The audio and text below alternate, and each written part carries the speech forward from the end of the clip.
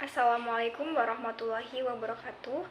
Izin memperkenalkan diri, nama saya Dwi Munawaroh dengan NPM 2216051042.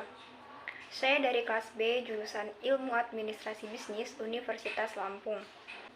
Saya akan menjelaskan beberapa materi mata kuliah Ekonomi Bisnis yang telah disampaikan oleh Bapak Muhammad Iqbal Harori, SAB MSI, mulai dari pertemuan pertama sampai pertemuan ke-8. Pertemuan pertama pada tanggal 23 Agustus tahun 2022 merupakan pertemuan untuk pengenalan. Dijelaskan bahwa akan mempelajari ekonomi mikro dan ekonomi makro. Ekonomi mikro adalah ilmu ekonomi yang mempelajari perilaku konsumen dan perusahaan. Di ekonomi mikro, contohnya adalah permintaan dan penawaran harga perusahaan, laba rugi, hingga produksi. Sedangkan ekonomi makro adalah ilmu ekonomi yang mempelajari bagaimana perekonomian secara keseluruhan.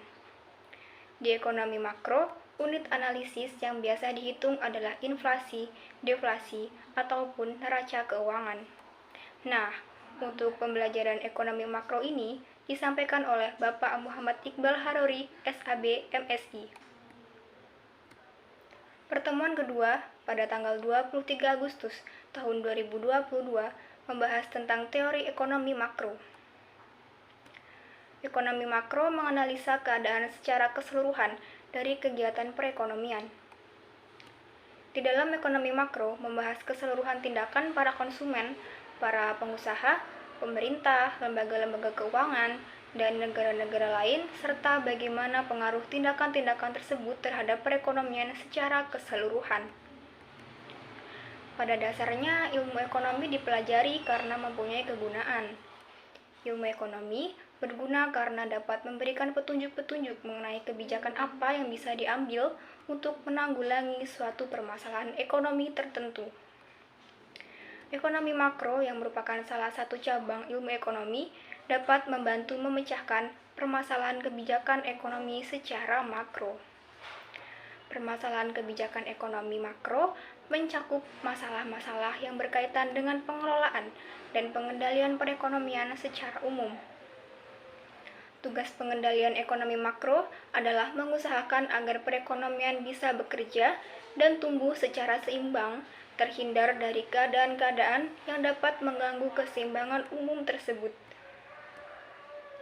Selanjutnya pertemuan ketiga pada tanggal 5 September tahun 2022 membahas berita yang spesifik tentang ekonomi makro. Salah satunya yaitu kenaikan BBM. Isu kenaikan harga BBM kian nyata. Pasca belakangan ini banyak kode keras yang diberikan pemerintah, mulai dari menaikkan suku bunga, penundaan tarif ojol, hingga pemerintah mengumumkan akan menggelontarkan bantuan sosial atau bansos yang totalnya mencapai 24,17 triliun. Dengan adanya situasi makroekonomi yang tak kondusif, mulai dari tren inflasi meningkat dan rencana kenaikan BBM akan membuat daya konsumen makin tertekan. Perhitungan bengkaknya subsidi bahan bakar minyak atau BBM jenis solar dan pertalite harus diperhitungkan dan bisa memberikan penjelasan yang komplit mengenai evaluasi dan perubahan yang terjadi dari sisi APBN. Pemerintah juga perlu fokus pada masyarakat rentan miskin, yaitu mereka yang pendapatannya di atas garis kemiskinan namun tidak mencapai kategori kelas menengah. Selain itu, juga disampaikan teori investasi mata uang. Secara umum, investasi atau permodalan dapat diartikan sebagai suatu kegiatan yang dilakukan baik oleh orang pribadi maupun badan hukum dalam upaya untuk meningkatkan dan mempertahankan nilai modalnya. Modal ini dapat berbentuk uang tunai, peralatan, aset tidak bergerak, hak atas kekayaan intelektual, maupun keahlian. Ada beberapa motif mengapa seseorang melakukan investasi. Antara lain adalah yang pertama, untuk mendapatkan hidup yang lebih layak di masa yang akan datang. Keinginan untuk mendapatkan hidup yang layak merupakan keinginan setiap manusia, sehingga upaya-upaya untuk mencapai hal tersebut di masa depan selalu akan dilakukan. Yang kedua, mengurangi tekanan inflasi. Faktor inflasi tidak pernah dapat dihindarkan dalam kehidupan ekonomi. Yang dapat dilakukan adalah meminimalkan risiko akibat adanya inflasi. Hal demikian karena variabel inflasi dapat mengoreksi seluruh pendapatan yang ada. Yang ketiga, yaitu sebagai usaha untuk menghemat pajak. Di beberapa negara belahan dunia, banyak melakukan kebijakan yang bersifat mendorong tumbuhnya investasi di masyarakat melalui memberikan fasilitas perpajakan kepada masyarakat yang melakukan investasi pada usaha tertentu. Pertemuan keempat, yaitu pada tanggal 12 September tahun 2022, membahas tentang teori konsumtif. Konsep penjualan merupakan sebuah orientasi bisnis. Teori dari Sumartono tahun 2002 menjelaskan bahwa perilaku konsumtif adalah tindakan untuk membeli suatu barang dengan mengutamakan faktor keinginan daripada faktor kebutuhan. Dinukil dari buku Entrepreneur dan Entrepreneurship oleh Winardi, konsep penjualan menyatakan bahwa para konsumen dan perusahaan tidak akan berperilaku konsumtif jika tidak distimulasi dengan beragam promosi. Konsep tersebut mengasumsikan bahwa para konsumen memiliki kecenderungan menunjukkan resistensi dalam bersikap konsumtif, sehingga perlu dirangsang untuk melakukan pembelian.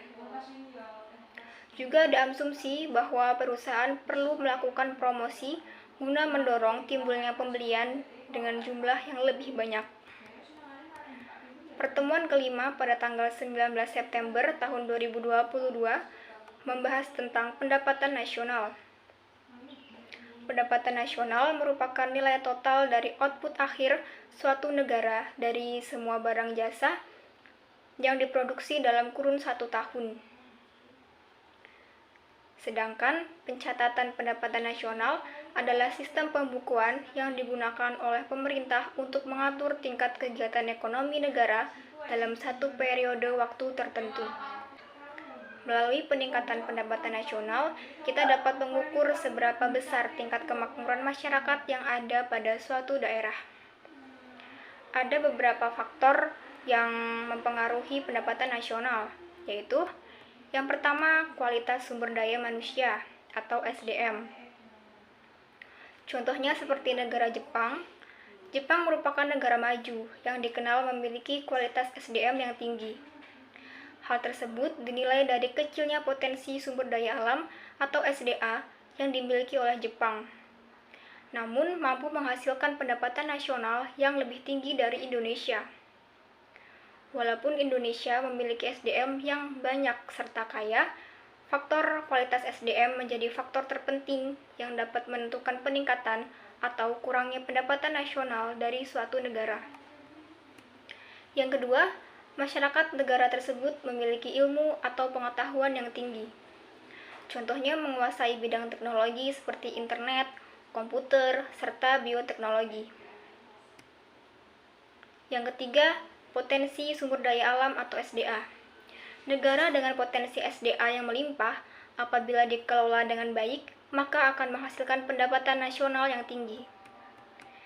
Yang keempat, jumlah modal yang digunakan. Apabila suatu negara memiliki modal yang cukup untuk mengelola sumber daya alam atau SDA yang tersedia, tentunya pendapatan nasional di negara tersebut akan meningkat. Yang kelima, tingkat teknologi yang digunakan. Apabila negara tersebut memiliki teknologi yang sederhana, maka jumlah barang serta jasa yang akan dihasilkan relatif lebih sedikit, serta sebaliknya, apabila negara tersebut memiliki tingkat teknologi yang tinggi atau modern, maka jumlah jasa serta barang yang akan dihasilkan akan lebih banyak. Yang keenam adalah stabilitas keamanan. Apabila stabilitas keamanan negara tersebut baik, maka akan mendorong kegiatan perekonomian negara tersebut sehingga jumlah pendapatan nasionalnya meningkat. Yang ketujuh, kebijakan pemerintah. Apabila negara tersebut memiliki pemerintahan yang berwibawa, bersih, serta berkualitas, maka pemerintah negaranya tentu akan membuat kebijakan yang tepat, baik di bidang ekonomi maupun politik. Yang kedelapan adalah keadaan geografis serta geologis. Apabila suatu negara berada pada letak geografis serta geologis yang baik dan jarang tertimpa bencana alam, maka hal tersebut tentu akan sangat menguntungkan. Yang kesembilan, tabungan, konsumsi, serta investasi. Konsumsi adalah pengeluaran terhadap barang serta jasa oleh rumah tangga yang memiliki tujuan konsumsi. Sedangkan investasi merupakan persediaan yang dikuasai oleh beberapa unit yang menghasilkan dan memiliki tujuan untuk digunakan dalam proses lebih lanjut seperti menjual atau diberikan kepada pihak lain atau digunakan dengan cara-cara lain. Yang ke-10, permintaan serta penawaran agregat. Penawaran agregat adalah daftar dari keseluruhan barang maupun jasa yang memiliki berbagai macam sektor ekonomi. Selain itu, juga membahas pendapatan TKI atau tenaga kerja Indonesia yang bekerja di luar negeri. Modal perhitungan pendapatan nasional bagi Indonesia yang menghitung pendapatan tenaga kerja Indonesia yang bekerja di luar negeri adalah Produk Nasional Bruto atau PNB. Kematian Ratu Inggris juga dibahas dalam pertemuan materi ini. Ekonomi Inggris diproyeksi menuju resesi setelah Ratu Elizabeth II meninggal. Ratu Inggris tersebut meninggal pada 8 September lalu karena faktor usia yang tua dalam usia 96 tahun di Kastil Balmoral di Skotlandia setelah memimpin kerajaan Inggris selama 70 tahun yang bersejarah. Berdasarkan data resmi, pertumbuhan Inggris hanya naik 0,2% pada bulan Juli 2022. Data ekonomi itu lebih baik dari penurunan tajam pada bulan sebelumnya. Namun, pertumbuhan ekonomi Inggris masih lebih lambat dari ekspektasi sebesar 0,3%. Ancaman resesi, krisis energi, dan inflasi di negara-negara G7 membuat nilai pound sterling terus tenggelam sejak tahun lalu. Nilai saat ini bahkan lebih rendah dibandingkan Maret 2020 saat awal pandemi COVID-19. Selanjutnya pertemuan ke-6 pada tanggal 26 September tahun 2022 membahas teori tentang resesi yang terjadi di Rusia, khususnya permasalahan ekonomi di sektor perdagangan. Resesi yang terjadi diartikan sebagai penurunan aktivitas ekonomi yang signifikan dalam waktu lama, mulai dari berbulan-bulan hingga bertahun-tahun. Resesi ekonomi bisa memicu penurunan keuntungan perusahaan, meningkatnya pengangguran, hingga kebangkrutan ekonomi. Resesi ekonomi bisa dikatakan menjadi hantu menyeramkan bagi seluruh negara di dunia, termasuk Indonesia. Ekonomi dunia saat ini memang sedang tidak baik-baik saja, terutama selepas pandemi COVID-19 mereda. Jika resesi terjadi di Indonesia, sejumlah dampak resesi yang beresiko dialami masyarakat diantaranya yakni kenaikan harga kebutuhan sehari-hari termasuk makanan, pemutusan kerja, kenaikan harga pasokan energi, dan naiknya angka kemiskinan. Untuk mencapai tingkat inflasi yang rendah, stabilitas mata uang, dan pertumbuhan yang lebih cepat, para pembuat kebijakan dapat mengalihkan fokus mereka dari mengurangi konsumsi ke meningkatkan produksi. Cara pertama yang akan dilakukan pemerintah untuk mengatasi inflasi adalah kebijakan fiskal. Kebijakan fiskal ini berkaitan dengan penerimaan dan pengeluaran dari anggaran pemerintah. Kebijakan fiskal ini antara lain dengan meningkatkan tarif pajak, mengurangi pengeluaran dari pemerintah, dan melakukan pinjaman. Naiknya tarif pajak untuk perusahaan dan rumah tangga akan mengurangi dan membatasi tingkat konsumsi. Pengurangan tingkat konsumsi tersebut akan berpengaruh terhadap menurunnya harga suatu barang.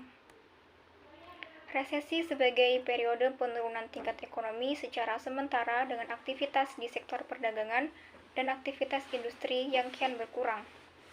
Perkiraan pertumbuhan ekonomi memang terlihat pesimis karena pejabat Rusia melihat penurunan dari berbagai indikator makroekonomi diantaranya output industri, pendapatan real yang dapat dibelanjakan, penjualan retail, dan tingkat pengangguran. Omset perdagangan retail Rusia tercatat turun hingga 9,6% pada Juni. Kondisi ini dipicu oleh persoalan logistik, gangguan rantai pasok, dan daya beli konsumen yang berkurang.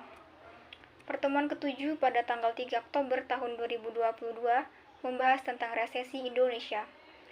Indonesia pernah mengalami resesi sebanyak 3 kali, yakni pada tahun 1963, 1998, dan pada tahun 2020 sampai tahun 2021.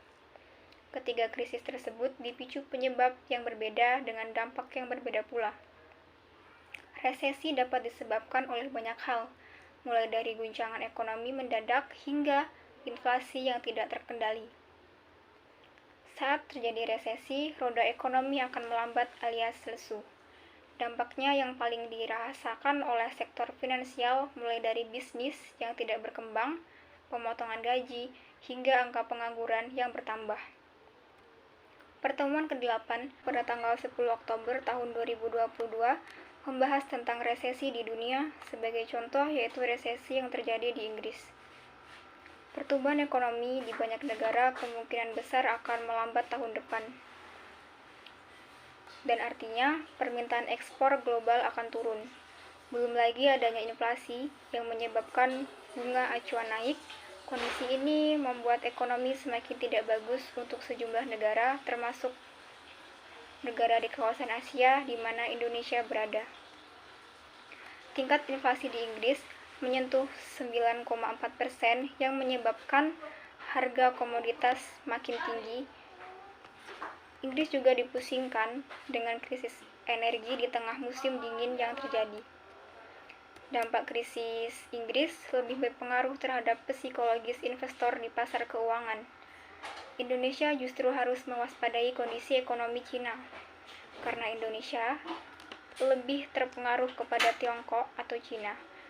Jadi, yang harus menjadi perhatian lebih adalah situasi ekonomi di Cina yang akan langsung berdampak ke Indonesia. Kemudian, krisis Inggris juga mempengaruhi sektor pariwisata Indonesia. Dari sisi wisatawan, orang-orang Inggris, Eropa yang liburan ke Indonesia akan turun. Bagaimana mau wisata kalau lagi kepayahan? Pasti mereka prioritaskan kebutuhan pangan terlebih dahulu. Demikian materi yang telah saya sampaikan. Mohon maaf apabila saya ada kesalahan dalam berkata. Saya ucapkan terima kasih. Saya akhiri. Wassalamualaikum warahmatullahi wabarakatuh.